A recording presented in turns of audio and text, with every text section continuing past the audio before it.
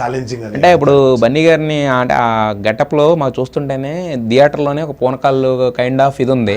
మరి రియల్గా చూసినప్పుడు ఏంటి మీ పరిస్థితి అసలు? అంటే ఆ డ్యాన్స్ కానీ, ఆ ఫేస్లో ఎక్స్ప్రెషన్స్ కానీ, ఆ మేకప్ కానీ వాళ్ళని చూసినప్పుడు నాకు అప్పుడు అనిపించింది ఈ క్యారెక్టర్కి ఈక్వల్గా మనము కూడా ఇవ్వాల్సి వస్తుంది, పర్ఫామ్ చేయాలి. లేదంటే మళ్ళీ చాలా వీక్గా కనపడుతుంది ఈ క్యారెక్టర్, తర్వాత వచ్చినప్పుడు ఆ ఇంటెన్సిటీ ఉండదు అని. సో మన బన్నీ సార్ని నేను ఇన్స్పిరేషన్ గా తీసుకొని I should give my best అని చెప్పి ఈక్వల్ టక్కర్ ఇచ్చేద్దాం అన్నట్టే నేను కూడా పర్ఫామ్ చేశాను. So that was something inspiring from his side. yes మరి మేకప్ ఎంత టైం పట్టేది? ఏంటంటే ఆయన మేకప్ చాలా టైం పట్టిందండి. మరి మీది కూడా ఆల్మోస్ట్ అంతే కదా? మొత్తం ఆల్మోస్ట్ ఒక 1.5 hour అయితే ప్రతిరోజు మేకప్ పడేది. ఆ గుండు చేసిన సీన్ ఏముందో అది కొంచెం ప్రాస్థెటిక్స్ ఎక్కువ కాబట్టి ఇంకొక 1/2 hour to 45 minutes ఎక్కువ పడేది దానికోసం.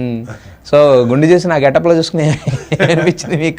అంటే అయితే డిఫరెంట్ గా ఉంది, ఇది ఏంటిది అని ఫస్ట్ అనుకున్నా. బట్ ఆ రెస్పాన్స్ ట్రైలర్ రిలీజ్ అయిన తర్వాత వచ్చిన రెస్పాన్స్ ½ సెకండ్ షార్ట్ కి అదైతే నాకు వేరే లెవెల్ ఒక కిక్ ఇది ఇచ్చింది. So very happy. ఎస్ అంటే యాక్చువల్గా సుక్కు గారికి ఉన్న పేరు ఏంటంటే చెక్కుతారు అనేది కూడా ఒక పేరు ఉంది. అంటే ప్రతి దాన్ని కూడా కీన్ గా అబ్జర్వ్ చేసి, అంటే ఆల్మోస్ట్ పుష్ప 2 3 ఏళ్ళు తీయడానికి కూడా ఒక రీజన్ ఏంటంటే రోజుకి ఒక్క సీన్ కూడా కాదు, ఒక్క షార్ట్ తీసిన రోజులు కూడా ఉన్నాయని చెప్పేసి.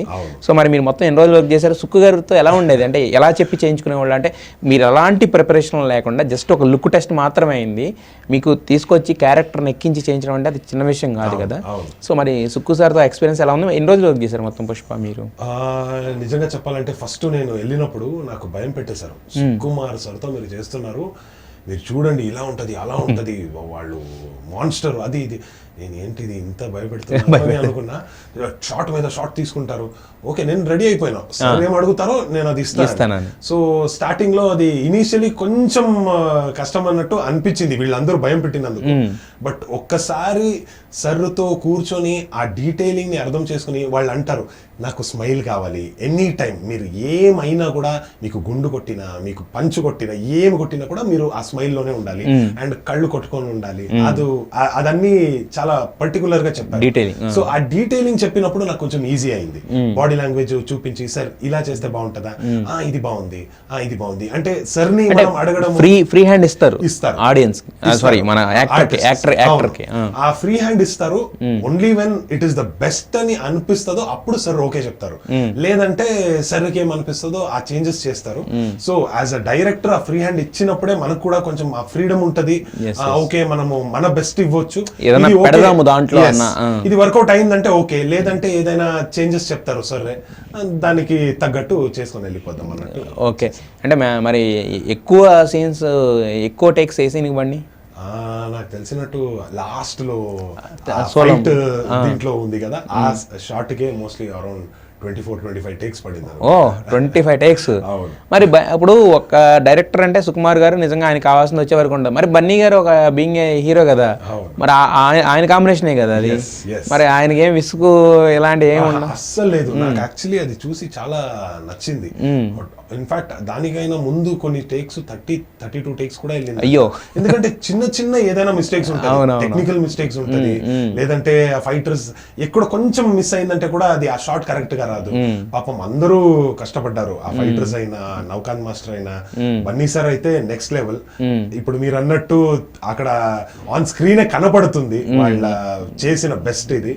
సో వెరీ హ్యాపీ ఆ బెస్ట్ చేసినందుకు. ఈ రోజు ఆ ఫ్రూట్ఫుల్ గా అవన్నీ ఎంజాయ్ చేస్తున్నారు. సో మరి బన్నీ గారితో అంటే ఏమన్నా కూర్చుని మాట్లాడే ఛాన్స్ కానీ, లేదా ఆయనతో ఇంటరాక్ట్ అయ్యే అవకాశం ఏమన్నా దొరికిందా? ఎస్, కొన్ని దొరికినాయి. And he is a very friendly and nice person. మనకి ప్రతి షాట్ అయిన తర్వాత చూసుకునేవారు, ఏమైనా తగిలిందా, ఓకేనా, అన్ని బానే ఉందా, ఎక్కడైనా దెబ్బ పడిందా అన్ని అడుగుతారు. So he was very sweet that way. In fact ఒక షాట్ లో నీల్ డౌన్ చేయాల్సింది నాకు. ఇప్పుడు నీల్ డౌన్ అంటే అక్కడ ఫుల్ కొంచెం గట్టిగా ఉంది, పడుతుంది అన్నప్పుడు ఇమీడియట్ గా వాళ్ళ అసిస్టెంట్ ని పిలిపించి మనకి ఇది తెప్పించి, నీ గార్డ్ తెప్పించి అది ఇచ్చారు. సో ఆ తర్వాత అది నాతోనే ఉండిపోయింది. I will keep that as a memory from Bunny sir. Okay okay అయితే మొత్తం ఎన్ని రోజులు వర్క్ చేశారు పుష్పకి వచ్చి? ఆల్మోస్ట్ ఒక 50-55 డేస్ జరిగింది ఆ జాతర and the climax of. Main ఏమంటే ఆ ఫైట్ అంత బానే రావాలి, సింగిల్ షాట్స్ లో రావాలి అనే ఒక రీజన్ కోసం ఆ ప్రిపరేషన్, ఆ షార్ట్ ఇది రెడీ చేయడము అండ్ షార్ట్ రావడము, సో దీనికే కొంచెం టైం పడుతుంది. దానివల్ల కొంచెం number of days number of ఇదే. అయితే యాక్చువల్గా మీకు అంటే చాలామంది యాక్టర్లకు ఎలా ఉంటుంది అంటే కెరీర్ స్టార్ట్ చేసిన తర్వాత చిన్న చిన్న సినిమాలు చేసుకుంటూ తర్వాత గుర్తింపు వచ్చిన తర్వాత బట్ మీకు ఆ టేక్ ఆఫ్ ఎలా దొరికిందంటే రావడమే పాన్ ఇండియా సినిమాస్లో ఒక KGF అని, KGF 2, తర్వాత ఇప్పుడు దేవర, తర్వాత పుష్ప 2, ఈ లాంచ్ ప్యాడ్ ఎలా దొరికింది మీకు? అంటే లేదండి, మీరు అన్నట్టు ఆ స్ట్రగల్ ఉంటది. ఆ స్ట్రగల్ అయితే నేను బేసికలీ కన్నడలో చేసిన. ఓకే. ఇనిషియల్ గా హీరోగా చేసిన ఒక 2-3 ఫిల్మ్స్ వర్క్ అవ్వలేదు. తర్వాత చిన్న చిన్న ఫిల్మ్స్ చేసుకుని అండ్ రఘువరన్ బీటెక్ అని ఒక సినిమా వచ్చింది, అది రీమేక్ అయింది, దాంట్లో విలన్ గా చేసిన. అండ్ అక్కడి నుంచి మళ్ళీ KGF. స్లోగా అలాగే కాంటాక్ట్స్ పెరిగింది.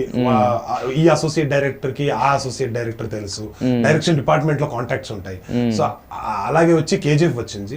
అండ్ KGF తర్వాత పాన్ ఇండియా సినిమా కాబట్టి ఇక్కడ వచ్చిన తర్వాత అక్కడి నుంచి గుర్తించారు. గుర్తించారు, అలాగే ఆడిషన్స్ ఇచ్చి